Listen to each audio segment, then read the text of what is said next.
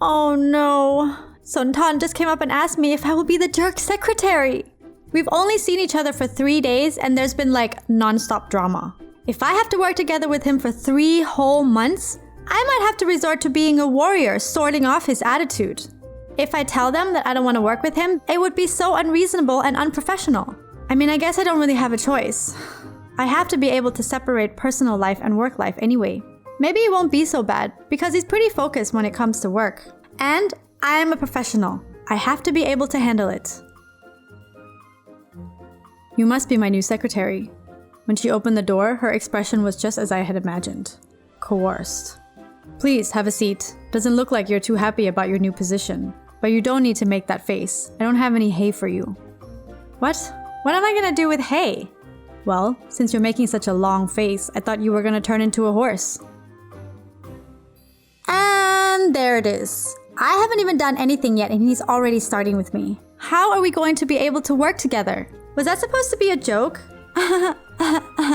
There, I laughed for you. Can we now stop talking about my face and focus on working? Hey, you're not even gonna laugh a little bit? I'm following your suggestion that we shouldn't have such a stressful office environment so people can stop worrying. I made this suggestion to help everyone. If you didn't like it, you don't have to mock me for it. That'll be the last time I make any suggestions to you. No, don't be mad, please. I wasn't trying to mock your suggestion. I really thought it was an insightful one. I wasn't making fun of it, I swear. I don't believe you. You're going to have to show me that you didn't mean to mock me and that you're really sorry. Remember, trust can only be built with words when they are consistent with your actions. She's right. To build trust within teams, just using words is not enough. Words can be trusted only when actions are there to support them. Therefore, words and actions must be consistent with one another. Another important factor is that trust takes time. Another thing that I also wanted to tell him was about being humble. It's so important for managers to be humble. That doesn't mean he has to give in to every demand or back down from what he believes in and his own opinion, but it actually means to acknowledge that he doesn't know everything and that he's willing to learn from everyone and be apologetic when he's wrong. Kwan, I'm very sorry. He walked over and sat next to me and apologized. Okay, so this shows me that he's really sorry and doesn't just say it to me. I can also see it in his eyes. You know, ever since I met him, this is the first time we looked into each other's eyes for longer than 30 seconds.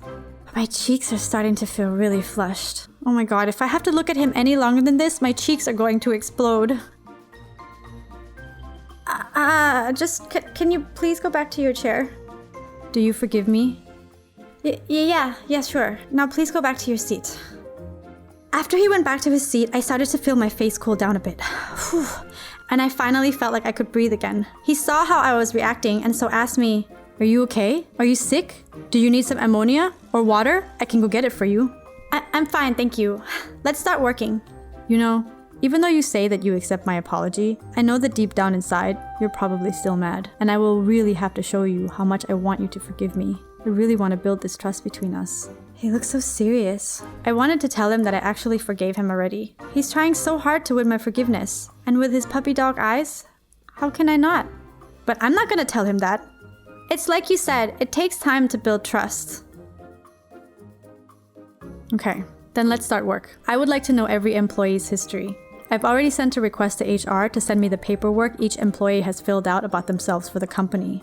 But I would also like it if you can write down personal information you know about everyone as well and give that to me too. That would be like I'm telling you their secrets. No way. I think you misunderstand what I'm saying. I just want to know things like their hobbies, favorite foods, sports, or whatever they like to do, so I can combine your information with the information they gave me when we spoke one-on-one. And when I have my meeting with Sontan tomorrow, we can discuss how to reach our target, which is fast approaching. Oh, well, if this is the information you want, then of course I can find it for you. Then it's not like I'm selling out my friends. Is there anything else you'd like me to do? At the moment, no. You can go back to work now. Thank you.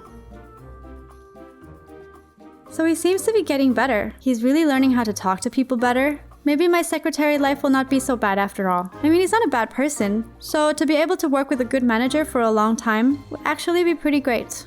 Wait, why am I smiling? Kwan, what are you daydreaming about?